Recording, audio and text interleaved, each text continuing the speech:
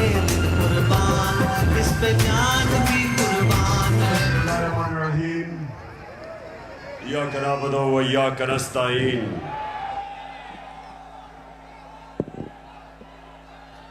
मैं सबसे पहले अपने पिंडी के एमएनएज, मेरे एमपीज, मैं आप सबको मुबारक देता हूं, खराज तहसीन पेश करता हूं कि आपने इतने थोड़े वक्त पे ये जलसे को ऑर्गेनाइज किया और माशाअल्लाह लियाकत बाग में इस तरह का जलसा, इस तरह की रौनक, मैं आप सबको, आपको भी, मेरी बहनों को भी, नौजवानों को भी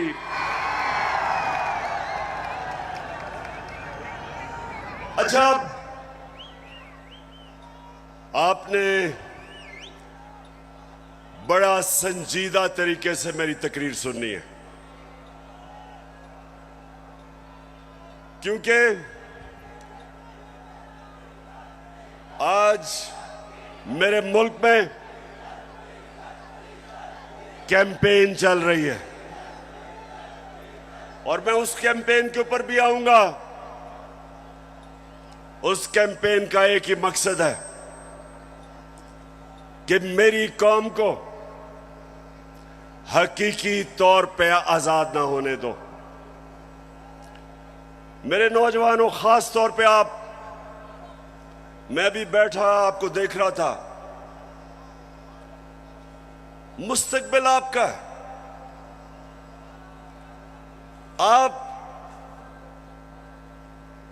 आपने ये फैसला करना है कि क्या हमने उस पाकिस्तान में बड़ा होना है जिसकी ख्वाब देखी थी इल्लामा इकबाल ने और जिसके लिए जदोजहद की थी कायदे आजम ने, या वो पाकिस्तान जिधर कमजोर के लिए एक कानून, ताकतवर कानून से ऊपर कमजोर अपने हकूक ढूंढता है और ताकतवर सारे कानून तोड़ता है।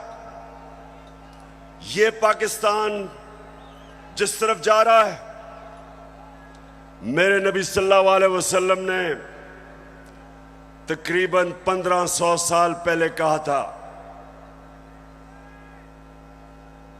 कि तुम्हारे से पहले बड़ी कौमें तबाह हुई। जो कमजोर जब चोरी करता था तो जेल में डाल देते थे, लेकिन जब ताकतवर जुर्म करता था तो वो माशरा उनको नहीं पकड़ता था, कौम तबाह हो जाती थी। आज अगर हमारी कौम एक अजीम कौम नहीं बन सकी तो वो जो मेरे नबी सल्लल्लाहु अलैहि वसल्लम ने 1500 साल पहले कहा था, उस वजह से नहीं हो सकी। जिस मुल्क के ऊपर उसका सारा करप्ट टोला डाकू ईवानों में बैठ जाए और आम आदमी अपने बुनियादी हुकूक की तलाश में हो, जितनी मर्जी चोरी करनी है बड़ा डाकू चोरी करे, उसको पाकिस्तान का जब निजाम, इंसाफ का निजाम नहीं पकड़ता, उस मुल्क का कोई मुस्तकबिल नहीं है। इसलिए मैंने अपनी हकीकी आजादी की तहरीक का आगाज जो आज मैं शुरू कर रहा हूं, मैंने लियाकत बाग से किया, क्योंकि ये एक ऐसा तारीखी जगह है कि जो पाकिस्तान की मूवमेंट में कायदे आजम के साथ लियाकत अली खान खड़े हुए थे, उनकी शहादत यहां हुई थी। मैं ये चाहता हूं कि मेरी सारी कौम आज तैयार हो जाए। जिस जदोजहद के लिए मैं आज आपको निकालने आया हूं, क्योंकि ये आपके मुस्तकबिल का मसला है, इमरान खान का तो अल्लाह सब दे चुका है, वो तो उसका बार बार शुक्र अदा करता है कि जाती तौर पे तो अल्लाह ने बड़े करम किए मेरे पे। लेकिन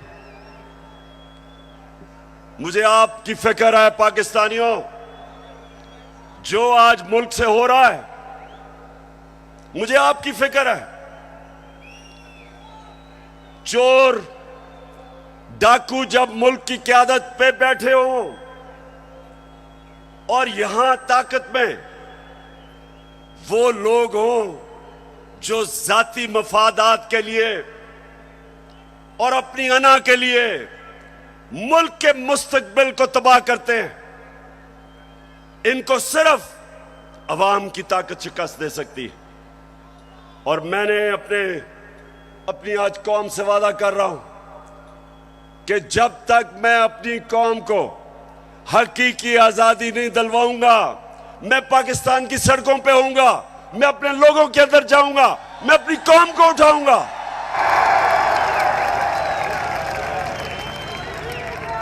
क्यों? नौजवानों सुनो, क्यों इमरान खान को हटाने की जरूरत पड़ी? क्यों बैरूनी साजिश, क्यों बैरूनी साजिश से इमरान खान को हटाया गया? जरा सुने वजह क्या थी।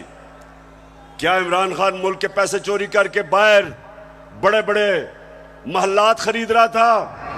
क्या ये मुल्क के पैसे मनी लॉन्ड्रिंग कर रहा था? क्या लोगों की जमीनें चोरी कर रहा था, कब्जे कर रहा था, फैक्ट्रियां बना रहा था? मैंने जितनी देर क़यादत की, इससे कम टाइम पे, जब नवाज शरीफ 1990 में आया था, 17 फैक्ट्रियां बना चुका था, 17 फैक्ट्रियां बना चुका था। मैं सिर्फ क्यों निकाला नवाज शरीफ को? क्यों निकाला? क्योंकि उसने चोरी की थी। लेकिन इमरान खान की रिजीम चेंज क्यों की गई? क्योंकि वो अमेरिका की नौकरी नहीं करना चाहता था। वो एक आजाद फॉरेन पॉलिसी बनाना चाहता था, जिसका मेरी बहनों और नौजवानों समझो आजाद फॉरेन पॉलिसी क्या होती है। वो फॉरेन पॉलिसी होती है जो अपने अवाम की बेहतरी के लिए होती है, जो फॉरेन पॉलिसी दूसरे मुल्कों के मफादात की हिफाजत करने के लिए होती है और अपने लोगों को दूसरों के लिए कुर्बान करने के लिए होती है। उस फॉरेन पॉलिसी के खिलाफ मैं आया था। मैं ये नहीं चाहता था कि अमेरिका की जंग में मेरी कौम जाए और 80,000 मेरे लोग उस जंग के अंदर कुर्बान हो अमेरिका के लिए। मैं नहीं चाहता था कि अगर आप अमेरिका अफगानिस्तान में यहां से हमारे ऊपर से कोई कार्रवाई करे, मैं नहीं चाहता था कि मेरा मुल्क मुलव्वस हो उसमें। क्योंकि मैं क्यों चाहूं कि अफगानिस्तान से हमारे ताल्लुकात खराब हो? मैं चाहता हूं कि मेरी फॉरेन पॉलिसी हो जो मेरे लोगों की बेहतरी में हो। अगर रूस से मुझे 30 या 40% कम कीमत पे तेल मिलता था और मैं अपने लोगों को सस्ती पेट्रोल और फजलुर रहमान दूं, तो मैं क्यों ना दूं? दिल में हो नीयत साफ, तो हो इंसाफ, कहे इमरान खान। तो चली है अब तहरीक के होगा ठीक, ये प्यारा पाकिस्तान। दिल में हो तो मैं अगर हिंदुस्तान अमेरिका का स्ट्रेटेजिक एलाई, वो रूस से तेल खरीद सकता है और अपने लोगों को पेट्रोल और डीजल 25 रुपए लीटर कम दे सकता है, तो मैं क्यों ना दूं?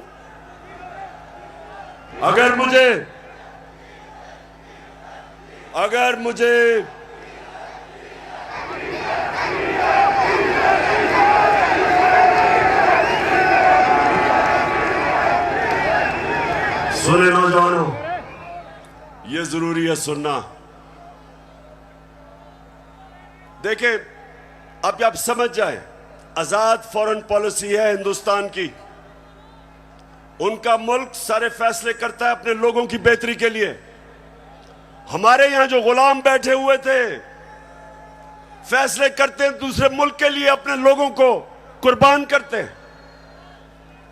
हम दूसरों की जंगों में शामिल होके अपने मुल्क की तबाही करते हैं। सबसे ज्यादा जो लोग बात नहीं करते, अमेरिका की जंग में जो कबायली इलाके के लोगों से जो जुल्म हुआ, जिस तरह सारा कबायली इलाका उजड़ा, 400 ड्रोन अटैक हुए, औरतें बच्चे मारे गए, उनकी जंग की वजह से 35 लाख कबायली इलाके के लोग नकल मकानी कर गए। कौन जिम्मेदार है? सिर्फ इसलिए कि यहां थोड़े साहिब इख्तिदार बैठे हुए थे, जिनको थोड़े डॉलर मिलने थे, जिन्होंने थोड़े से डॉलरों के लिए अपने मुल्क को वो नुकसान पहुंचाया जो भी कबायली इलाका नहीं उस नुकसान से बचा। दूसरी चीज, मैं हमेशा कहता था कि अफगानिस्तान में जो अमेरिका गया, इसका कोई मिलिट्री हल नहीं है, डायलॉग से मसला हल होगा। और यह पसंद नहीं था उनको। और आखिर में मैंने, जब वो अमेरिका वहां से गया, तो उनके भी लोगों ने कहा कि जो मैं कहता था ठीक, लेकिन उनको पसंद नहीं है। उनको आदत पड़ी हुई थी शहबाज शरीफ जैसे गुलामों की, और नवाज शरीफ जो सदर ओबामा के सामने पर्ची पढ़ के थैंक यू कहता था।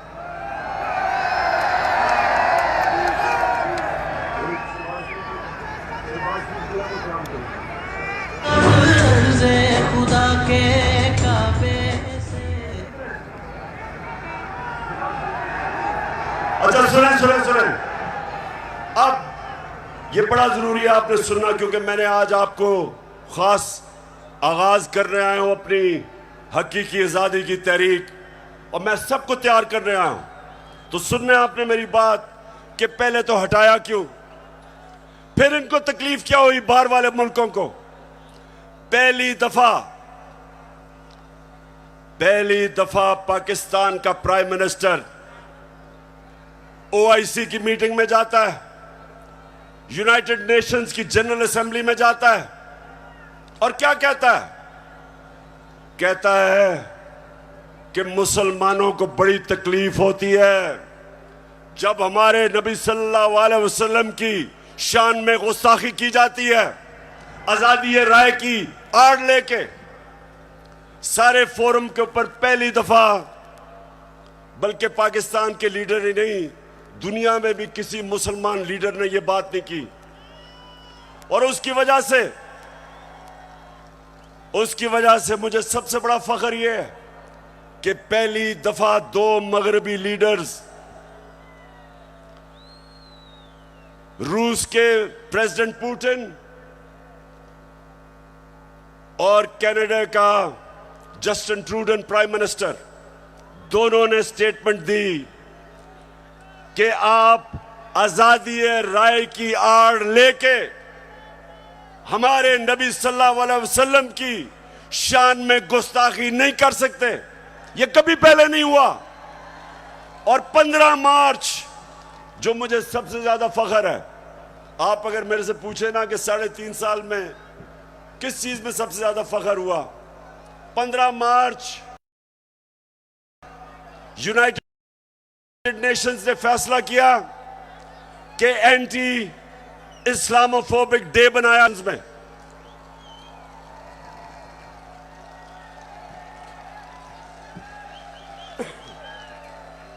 तो मेरे पाकिस्तानियों, ये वो लोग जो आदी हुए थे, वो तिफल क्या गिरेगा जो घुटनों के बल चले, इनके आदी हुए थे, आदी हुए थे, उनको पसंद नहीं आया ये। पूरा साजिश हुई। डोनाल्ड लू ने धमकी दी, साजिश पहले से हुई थी, और इन्होंने तब वो गवर्नमेंट गिराई जो उस वक्त 17 साल के बाद सबसे बेहतर माशी तरक्की कर रही थी। 17 साल के बाद आखिरी 2 साल में 5.6% और 6% पाकिस्तान इकोनॉमिकली हमारी ग्रोथ रेट थी, हमारी दौलत में इजाफा था। उस गवर्नमेंट को गिराया जिसकी रिकॉर्ड एक्सपोर्ट्स थी, रिकॉर्ड टैक्स कलेक्शन, बैरून मुल्क पाकिस्तानियों ने रिकॉर्ड रेमिटेंसेस भेजी। उस गवर्नमेंट को इन्होंने गिराया। किसानों के लिए बेहतरीन जो हमने पैकेजेस दिए, रिकॉर्ड फसलें हुई, उस गवर्नमेंट को इन्होंने गिराया। और उन्होंने गिराया इसलिए कि इनको इमरान खान नहीं चाहिए था, इनको चेरी ब्लॉसम चाहिए था। अब देखो, ये जरा देखें, होके आया हूं मैं, यूएई के होके, अभी मैं तुर्की होके आया हूं, और मैंने उन भाइयों को कहा कि आप हमारे बड़े अजीम भाई हैं, हमेशा आपने हमारी मदद की। और मैंने यही कहा, जब मैं आया हूं तो आप समझेंगे शायद ये मांगने, शायद ये मांगने आया है, मैं मांगने नहीं आया, लेकिन मजबूरी है। हमारा जिस तरह माजी में 75 साल में आपने हमारा हाथ बटाया है, कुछ अर्सा आप हाथ बटा। मैंने कहा मैं वादा करता हूं कि इंशाअल्लाह हम पूरी कौम, हम मिलकर दिन रात, हमेशा आपने हमारी मदद की। और मैंने यही कहा, जब मैं आया हूं तो आप समझेंगे शायद ये मांगने आया है, मैं मांगने नहीं आया, लेकिन मजबूरी है।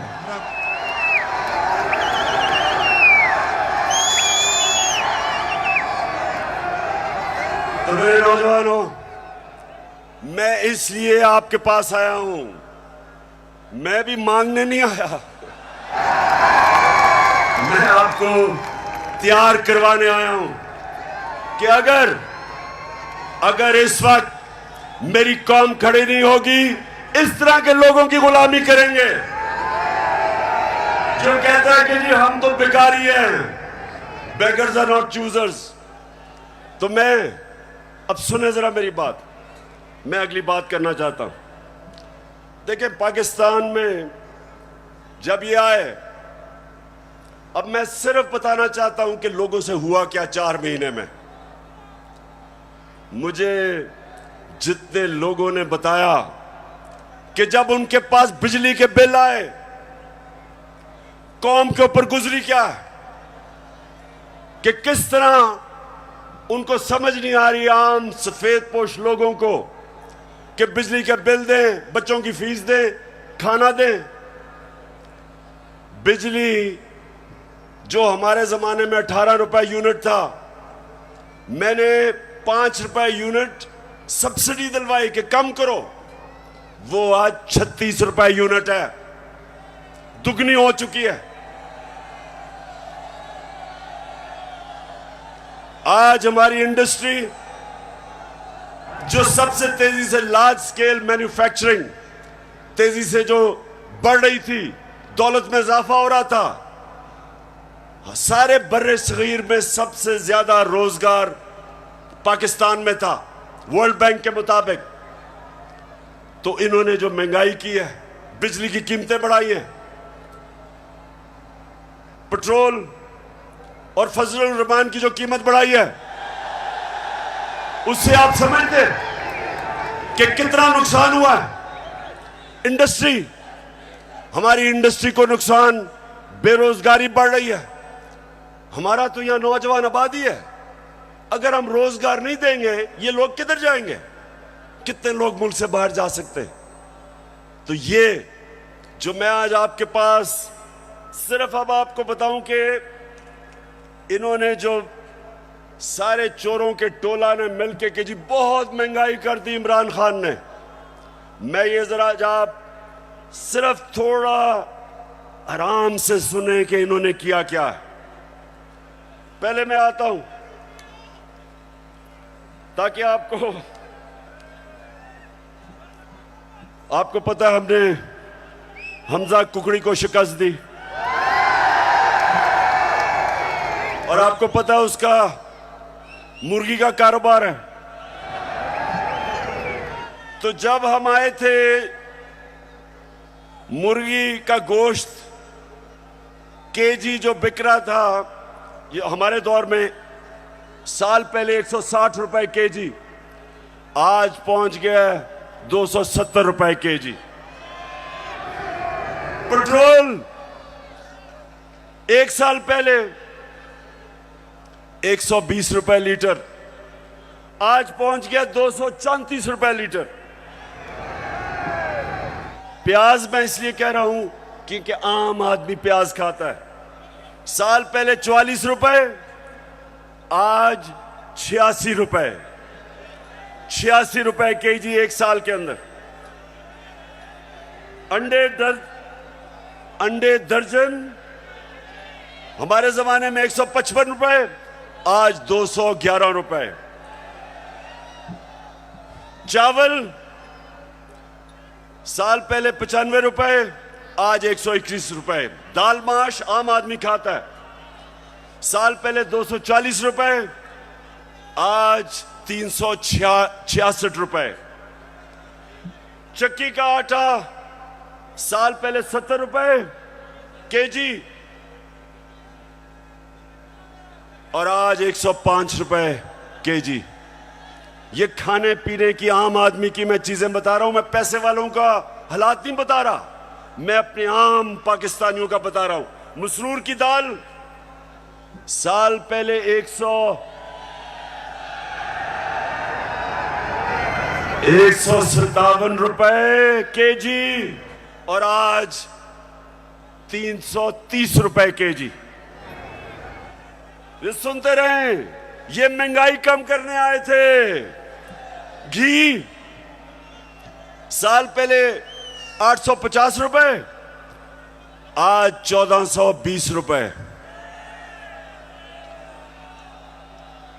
और जरा तीन चीजें सुन लें। देखें हमारे ऊपर कर्जे चढ़े हुए हैं। अब जरा सुने, जरा मैं चाहता हूं नौजवानों आप सुने, क्योंकि आपका मुस्तकबिल है। हमारे ऊपर कर्जे चढ़े हुए थे। कर्जे कैसे उतारने हैं? दौलत में इजाफा करके कर्जे उतरते हैं। आपकी जब फैक्ट्रियां चलती हैं, बाहर से सरमायाकारी होती है, आपकी किसानों की पैदावार बढ़ती है, दौलत में इजाफा होता है, उससे आप अपने कर्जे वापस करते हैं। मसलन मैंने दुकान के लिए कर्जा लिया, मैंने दुकान बना ली, अब मैंने कर्जा ले लिया। अब जब जैसे जैसे मेरी ज्यादा सेल होगी, मेरी दौलत में इजाफा होगा, मैं कर्जे वापस करूंगा। अब जब से ये आया क्या हो रहा है? बजाय दौलत में इजाफा होने के फैक्ट्रियां बंद हो रही हैं। इन्होंने बिजली की कीमत उधर पहुंचा दी और गैस की। फैक्ट्रियां मुकाबला नहीं कर सकती हिंदुस्तान का। एक्सपोर्ट्स गिर रही हैं। एक्सपोर्ट्स हमारे जिस महीने हम छोड़ के गए थे, एक्सपोर्ट्स 3.1 अरब डॉलर था, आज एक्सपोर्ट्स इस महीने 2.2 अरब डॉलर, तो 3.1 अरब डॉलर से एक्सपोर्ट नीचे आ गई 2.2 अरब डॉलर पे। रेमिटेंस जो बैरून मुल्क पाकिस्तानी पैसा भेजते हैं, हमारे आखिरी महीने में 3.1 अरब डॉलर, वो नीचे आके 2.5 अरब डॉलर पे आ गई। मतलब कि दौलत में इजाफा नहीं हो रहा, कर्जे बढ़ते जा रहे हैं। इनके पास हल क्या है? आर्मी चीफ से टेलीफोन करवा रहे हैं सऊदी अरेबिया को कि जी पैसे दे दो, क्योंकि इनको तो सारे समझते हैं कि चोर है ये, इनको तो पैसे कोई नहीं देता। तो आर्मी चीफ अमेरिका को कभी टेलीफोन कर रहा है, कभी यूएई को कर रहा है, कभी सऊदी को कि जी पैसे दे दो। तो इससे क्या होगा? वो तो कर्जे देंगे, कर्जे बढ़ते जा रहे हैं। कर्जे वापस कैसे कर रहे हैं? दौलत में तो इजाफा नहीं हो रहा। और इसलिए मेरे पाकिस्तानियों, इसलिए मैं इनको कहता हूं कि एक ही तरीका है इस मुल्क को इस दलदल में जो घुसा रहे हैं निकालने का, और वो है साफ और शफाफ इलेक्शन। एक ही रास्ता है। लेकिन ये सारे खौफजदा हैं। इन्होंने जब हुकूमत गिराई, नौजवानों सुनो, हुकूमत जब गिरवाई, इनका ख्याल था पार्टी का जनाजा निकल गया। उसके बाद जब पब्लिक सड़कों पे आ गई, इन्होंने 25 मई को हमारे ऊपर जुल्म किया दहशत फैलाने के लिए। उसके बाद 17 जुलाई को बाई इलेक्शन हुआ पंजाब का, हमजा कुकड़ी फारग हो गया, हम जीत गए। सितम के कोहे गरा रूई की तरह उड़ जाएंगे हम महकूमों के पांव तले। ये धरती धड़ धड़ धड़केगी और अहले हुक्म के सहरुख पे जब बिजली कड़कड़ कड़केगी हम देखेंगे लाजिम है कि हम भी। तो जब 17 जुलाई धांधली के बावजूद ये जो इन्होंने चीफ इलेक्शन कमिश्नर बैठाया हुआ है, इसने पूरी खिदमत की मरियम की और हमजा की, पूरी कोशिश की, धांधली की, इंतजामिया इनके साथ, पुलिस इनके साथ। उसके बावजूद पाकिस्तानी कौम, पंजाब के लोग इतनी तादाद में निकले कि इलेक्शन हार गए धांधली के बावजूद। उसके बाद इनको और खौफ आ गया। उसके बाद इन्होंने एक और प्लान लेके आए। इन्होंने कहा अगर हम अब इलेक्शन करवाएंगे तो ये तो 2/3 अक्सरियत ले जाएगी तहरीक इंसाफ। डर गए, खौफजदा हो गए।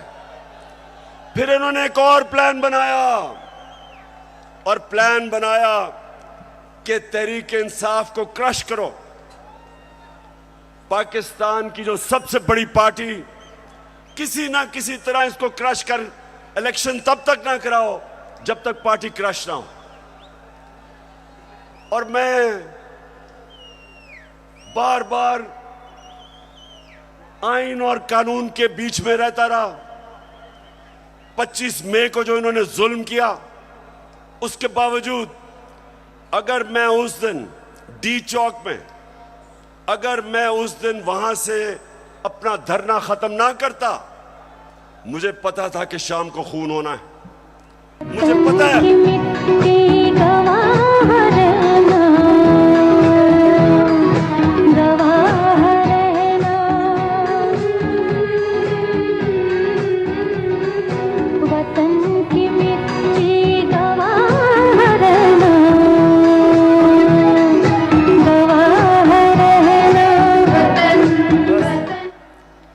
तो मैंने वापस इसलिए 25 मई को मैंने धरना इसलिए खत्म किया कि मैं नहीं चाहता था कि यहां तोड़ फोड़ हो।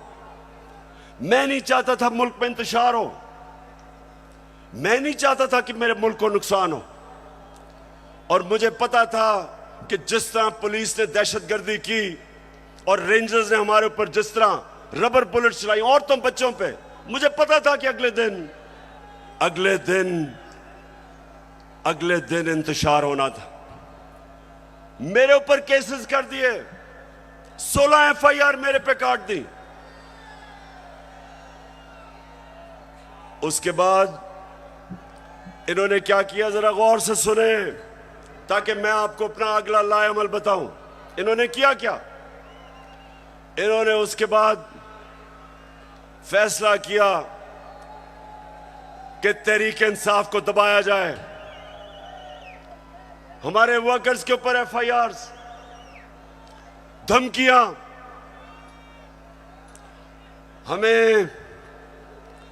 हमें यह कहा गया कि जनाब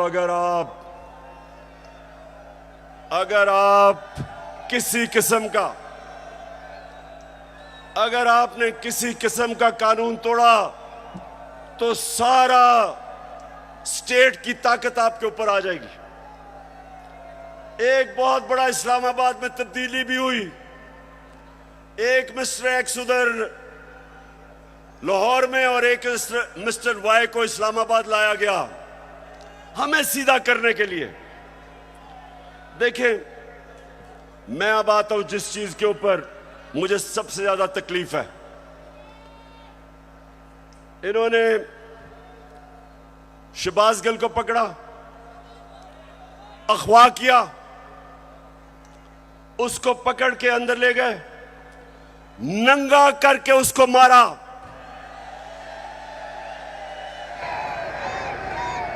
दो तीन दिन तक मुझे तो पता नहीं चला।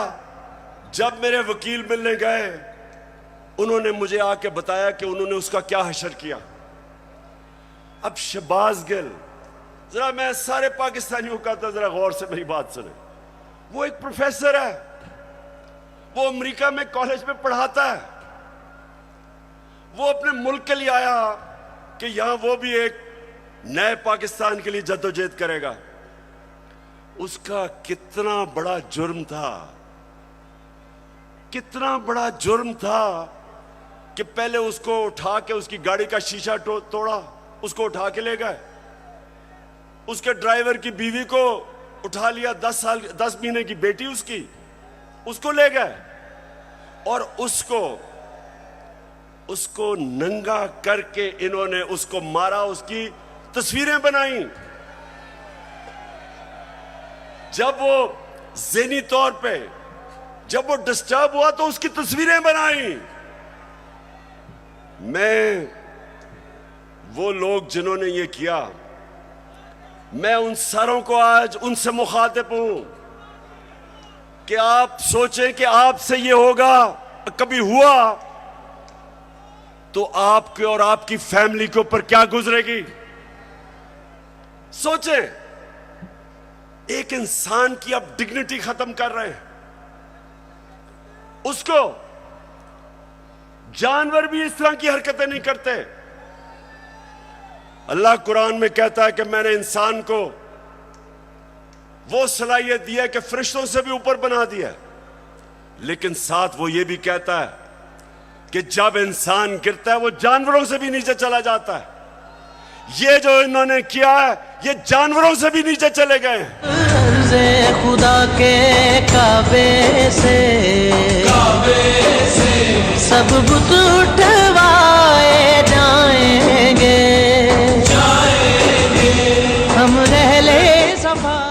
फिर झूठ बोला जाता है। सारे डरे हुए होते हैं। सुपरिटेंडेंट सच नहीं बताते कि उसके ऊपर तशद्दुद हुआ, छुपाने की कोशिश की जाती है। और मुझे जो अफसोस हुआ कि मैजिस्ट्रेट ज़ेबा, जब आपके सामने एक आदमी आया और तशद्दुद पुलिस कर चुकी थी उस पर, क्या आपको वापस पुलिस के पास उसको भेजना चाहिए था? आपको तफ्तीश नहीं करनी चाहिए थी? यह आपको इंसाफ का तकाजा था कि जब एक आपको नजर आ रहा था कि वो बिल्कुल टूट चुका था, जो उन्होंने उसे जुल्म किया था, उसके बावजूद वापस भेज दिया पुलिस के पास। और फिर कहते हैं जी किसी को तौहीन हो गई। ये आप जो इतना बड़ा रुतबा है जज का, उससे आप इंसाफ नहीं कर रहे। और जो आईजी और डीआईजी इस्लामाबाद, इनके ऊपर, दोनों के ऊपर केसेस हमने दर्ज करवाए हैं। अब इनके ऊपर एफआईआर कटवाई है। और मैं सारी अपनी कौम को कहता हूं कि ये आजाद मुल्कों में ऐसी चीजें नहीं होती। सिर्फ गुलाम मुल्कों में, जिधर आपके हकूक नहीं होते, जिधर इंसाफ नहीं होता, जिधर आइन की और कानून की बालादस्ती नहीं होती, उन कौमों में यह होता है। वहां लोग गुलाम होते हैं, वो कभी ऊपर नहीं आ सकते। जिस कौम के अंदर इंसाफ नहीं होता, वो कभी ऊपर नहीं आती। नबी सल्लल्लाहु अलैहि वसल्लम ने मदीना में लोगों को इंसाफ दे के आजाद कर दिया था। उन्होंने सबको कानून के सामने एक बराबर खड़ा कर दिया था। कोई ताकतवर किसी कमजोर पे जुल्म नहीं कर सकता था, इसलिए वो आजाद हो गए थे। हमारा हर जगह ये जो शहबाज गिल का केस है कि नवाज शरीफ ने उससे बहुत बुरी बातें पाकिस्तानी फौज के खिलाफ की है।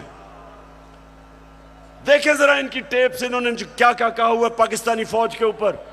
नवाज शरीफ ने, ख्वाजा आसिफ ने, मरियम ने, उनको क्यों नहीं पूछते? क्योंकि वो ताकतवर हैं। वो बेचारा अमेरिका से आया था, कहा कि उसको पूछने वाला कोई नहीं, उसको इस तरह अपने जलील करके। और मुझे शर्म आती है कि हमारे मुल्क में इस तरह की इंसानों को जलील किया जाता है। और इंशाअल्लाह इसका हम पूरा कानूनी तौर पे हम पूरा इंसाफ लेके रहेंगे इसके ऊपर। बाजवा साहब, आपने हमारी अच्छी भली चलती हुकूमत को रुखसत करवाया, जजों से जोर जबरदस्ती से फैसले आपने लिखवाए। जनरल बाजवा साहब, आपको 2018 इलेक्शन में अवाम के मैंडेट की चोरी का हिसाब देना है। हाँ, नवाज शरीफ ने ये जरूर किया कि उसने किरदारों और इदारों के दरमियान एक वाज़ेह लकीर खींच दी है। एक या दो अफराद इदारा नहीं हुआ करते, एक या दो अफराद इदारों की बदनामी का बायस बना करते हैं।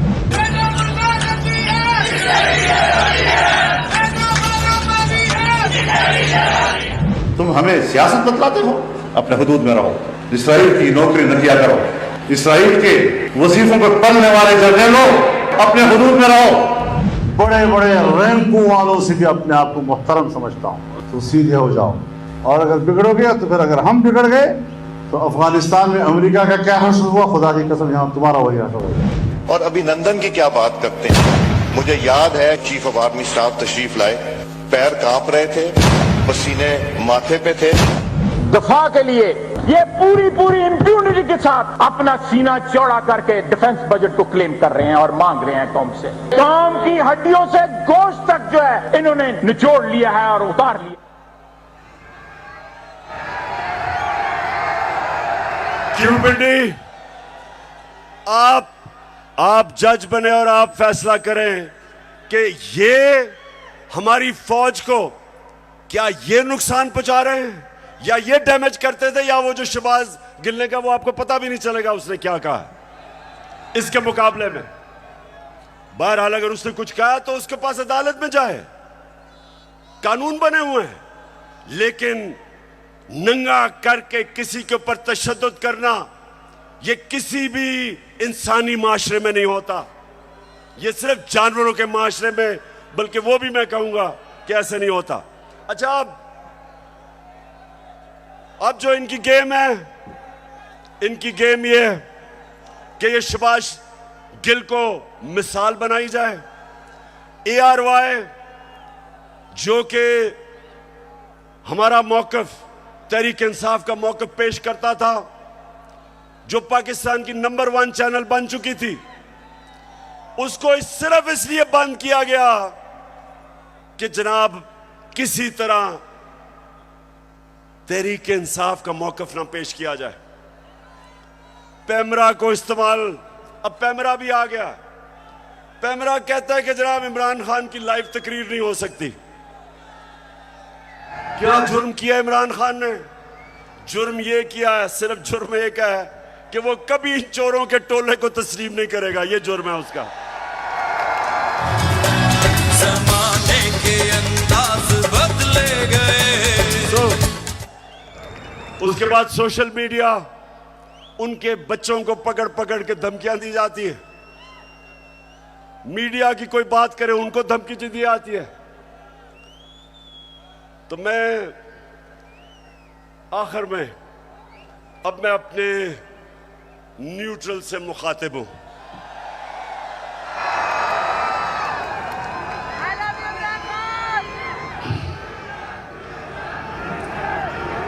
मैं सबसे पहले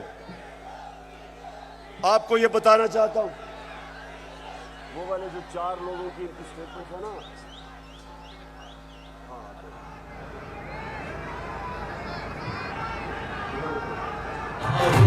वैसे एक मिनट अभी नहीं, अब जरा सुने गौर से, क्योंकि मैं अपने न्यूट्रल से मुखातिब हूं।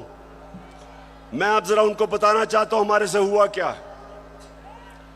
जब 25 मई को हमारे ऊपर पुलिस ने तशद्दुद किया, तो पुलिस के अंदर से मुझे बताया गया,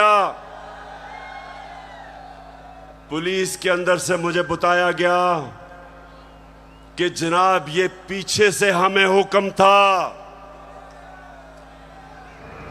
यानी कि न्यूट्रल्स का प्रेशर था कि इनको फेंटा लगाओ।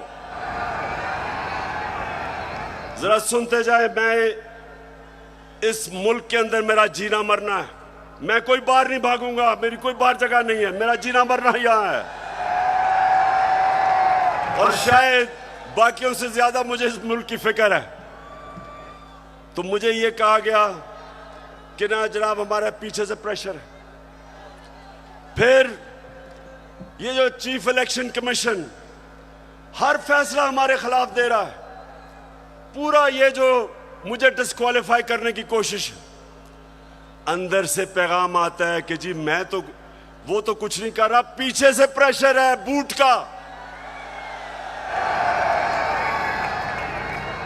फिर सुनते जाएं, हमें ये जो ऑपोजिशन है, ये जरा मैं चाहता हूं सुने कि बदनाम कौन कर रहा है हमारी फौज को।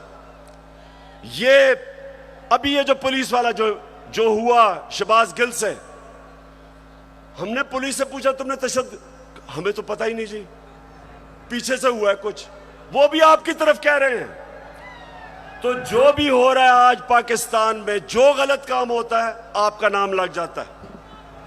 अब जरा ये सुने कि ये जो आपके इस वक्त खैर ख्वाह बैठे हुए गवर्नमेंट में, ये क्या कहते हैं। जिनकी वजह से होता है, जिनकी मदद से होता है, हम उनकी मदद नहीं लेना चाहते, और हम चाहते हैं कि अगली हुकूमत का फैसला पाकिस्तान की आवाम करे। के अदम एतमाद सौदे के बगैर मुमकिन नहीं होती। यहाँ पर अदम एतमाद का जो निज़ाम है इस्टेब्लिश के बगैर मुमकिन नहीं है। कोई डील करके इक़्तिदार नहीं चाहते। पाकिस्तान में तहरीक अदम एतमाद उस सूरत में अमूमन कामयाब होती है जी, जब इस्टेब्लिशमेंट आपकी पुश्त पे हो। इस्टेब्लिशमेंट करती है, वो डील का नतीजा हुआ है। जब भी अदम एतमाद से होते हैं तो यकीनन डील करती है। इस्टेब्लिशमेंट के बगैर अदम एतमाद की तहरीक को कामयाब नहीं किया जा सकता, क्योंकि इस्टेब्लिशमेंट भी एक तीसरी कुव्वत के तौर पे या चौथी कुव्वत के तौर पे पार्लियामेंट में, यानी मुकर्रम खुद जो है मौजूद है।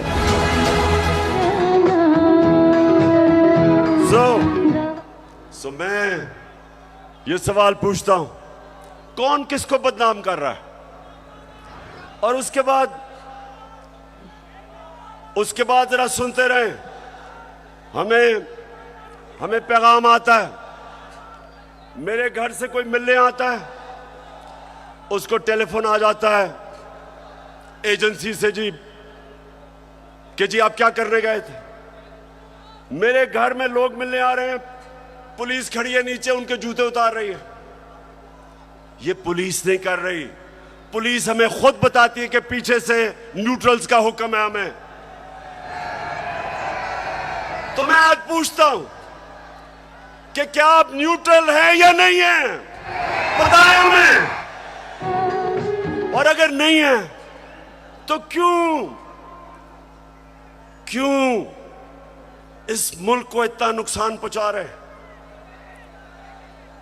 अगर इन लोगों के साथ आपने खड़ा होना है, तो क्या आपका ख्याल है कि जो कौम 30 साल से इनको चोर समझती है, वो क्योंकि आप आज इनके साथ खड़े हैं, वो इनको पाक कर देगी, वो मान जाएगी कि ये नहीं, चोर नहीं है।